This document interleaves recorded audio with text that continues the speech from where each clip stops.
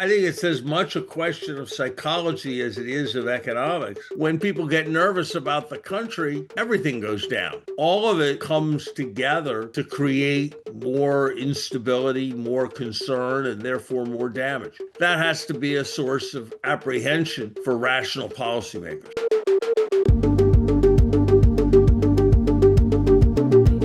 For decades, America's trading partners operated on a simple strategy: sell goods to the U.S., then invest the proceeds in American assets. This benefited the U.S. enormously: cheap goods, lower interest rates, and the dollar became the de facto world currency. But that comfortable arrangement is under pressure. Today's guest sounded the alarm about the inflationary policies of the Biden administration, and now, with the U.S. slapping tariffs on both friends and rivals, he warns that we're putting something even more fundamental at risk: global trust in the U.S. dollar. So here's the question of the moment: is the dollar still a safe haven? Joining us to address that question is Lawrence Summers, former U.S. Treasury Secretary and currently Charles W. Eliot University professor at Harvard. Larry, welcome to the call. Good to be with you. Larry, you recently said the markets are treating the U.S. like a problematic emerging market. What specific signs are leading you to that conclusion? I look, Jay, at correlation patterns. The traditional pattern in the United States is that sometimes people feel scared, more apprehensive about the future. When that happens, the U.S. stock market goes down, but traditionally, the U.S. bond market and the U.S. dollar have gone up because when people are nervous, they seek refuge in American assets, the dollar and bonds, and that pushes the prices of those assets up. That's a safe haven pattern. That's been the traditional American pattern. Occasionally, we've been off that pattern for a period during the Carter administration. Before Paul Volcker became head of the Fed, we were off that pattern, but that's our usual pattern. The situation is very different in Latin American countries, in emerging markets. There, when people get nervous about the country, everything goes down. The stocks go down, the bonds go down, which means yields go up, and the currency goes down as well. And if you look at the pattern, the movements, the correlation of the movements in the United States in recent weeks since April 2nd, they've gotten much more like the emerging market pattern than they have like the traditional American pattern. And that's a sign that people aren't thinking of us the way they once did. They're thinking of us more like the way they would think about a Latin American country. And that has to be a source of apprehension for rational policymakers. Okay, now you've called this the first iatrogenic financial crisis, I hope I'm pronouncing that correctly, caused by policy, not external shocks. How do trade and the other policies that the government has pursued contribute to this moment? Well, iatrogenic illness is illness that you get not somewhere, but from the hospital in the process of being cured, a staph infection, for example. And iatrogenic volatility in financial markets, as I use the term, is when policymakers whose job it is to try to keep financial markets stable and confident undermine that stability and confidence. And we've done that in so many ways. We've done that with our tariff policies. We've done that with the volatility of our tariffs. We've done that with a near unprecedented degree of savagery in the President of the United States attacks on the independence of the central bank. We've done that with fiscal profligacy that makes people worry that ultimately we're just going to print money. We've done that by undermining the rule of law with attacks on law firms, on universities, on other traditional institutions that make people not be sure they can rely on what they've always relied on in the United States in the past. So all of it comes together to create more instability, more concern, and therefore more damage. We're putting up a chart showing that in 1974, the world's central banks held 85% of their reserves in dollars. That number has declined steadily for half a century, and last year we hit 57%. Doesn't this suggest that the dollar's decline as a safe haven has been underway for years now? I think that was kind of inevitable, and it was still consistent with the dollar being the currency that was used in the vast majority of international trade. So, yes, those trends have been with us for a long time, but I think we're at a new level of concern now. Okay, would this suggest that we are now in a period of structurally higher interest rates if the world's savers are finding other places to park their cash? I think it's a combination of the world's savers finding other places to park their cash and the US budget deficit, meaning that we have much more need for cash than we had previously and engaging in much more extensive borrowing than we had previously. Both of those are likely to lead to higher interest rates, or perhaps a different way to see it is that we had a period after the financial crisis of unusually low interest rates for a variety of reasons. And that pattern is fading away, and we're returning to more traditional patterns. Okay, doesn't that force uncomfortable policy choices? I mean, we're already spending more on servicing our debt than we are on defense at this point. I just wonder, as you look down the road, what implications this has for our policy options. I think we certainly have more debt, and that means we have more debt service, and that's a potential source of a problem because we have to cover that debt service. If we want to do so in a sound way, we're going to have to raise revenue, and we're going to have to find ways of trimming expenditures. I think trimming expenditures is frankly more difficult than many people suppose. I think many in business think of government as like a business where you can always tighten your belt and take some costs out. But the reality, as the Doge found out, is that payroll is only a quite small part of total government cost.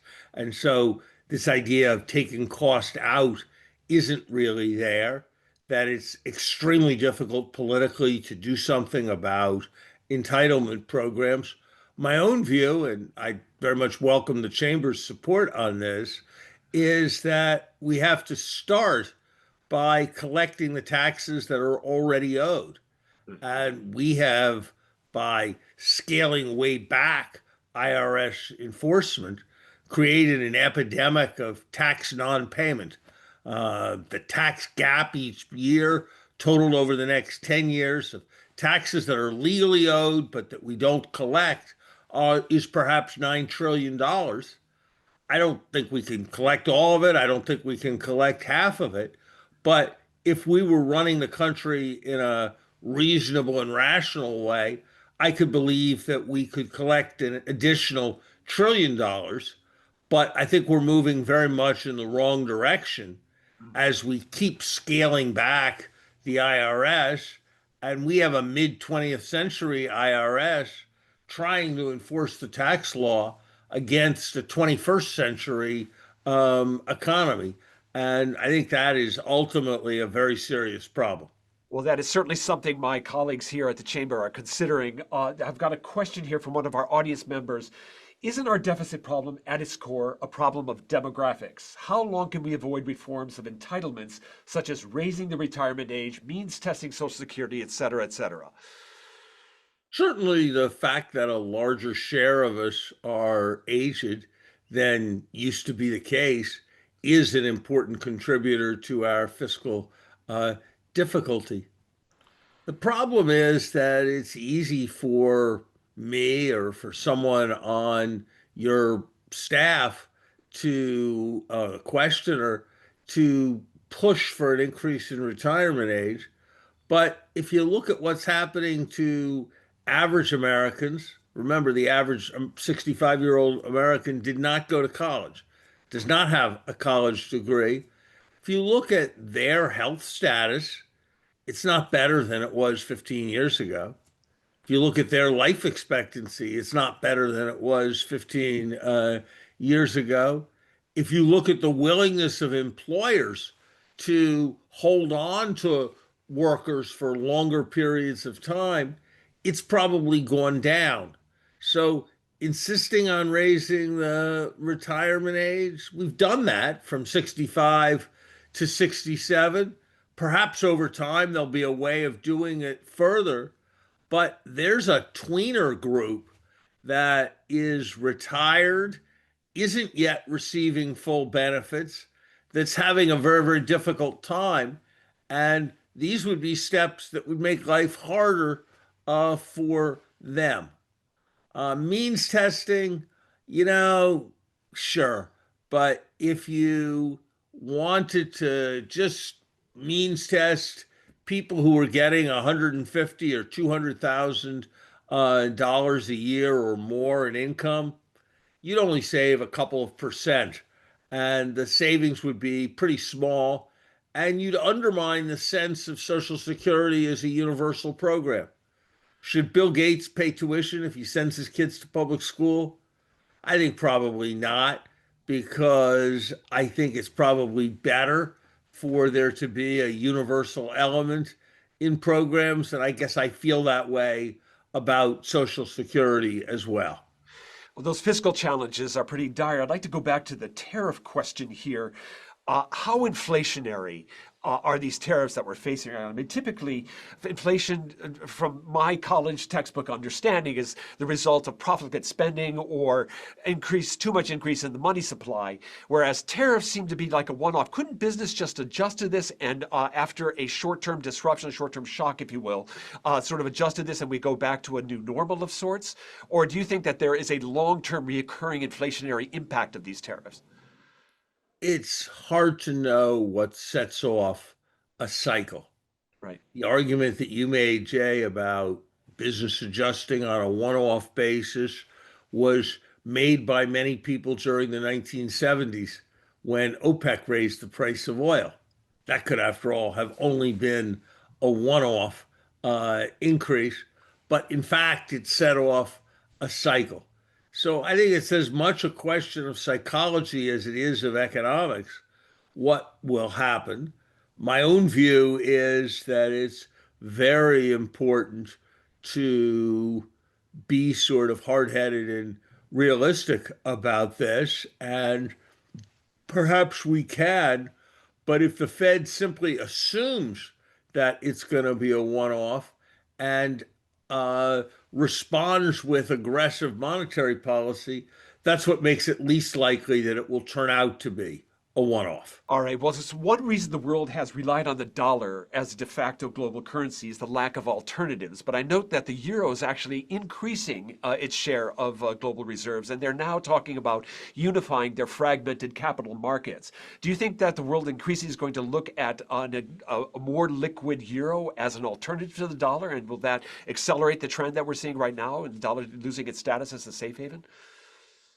I think it depends on the choices we make. Mm. If we keep the dollar strong, if we continue to respect the rule of law, if we don't take economic aggression acts against other countries, if we manage our borrowing and our printing of money in reasonable ways, I think the dollar is going to remain very strong. But countries have lost their reserve currency status before. Mm. Usually, when they do, it's the least of their problems.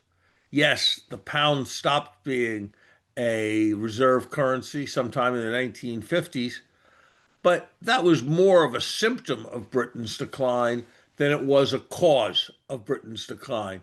So I think we need to manage our fundamentals right. If we do, the dollar will take care of itself.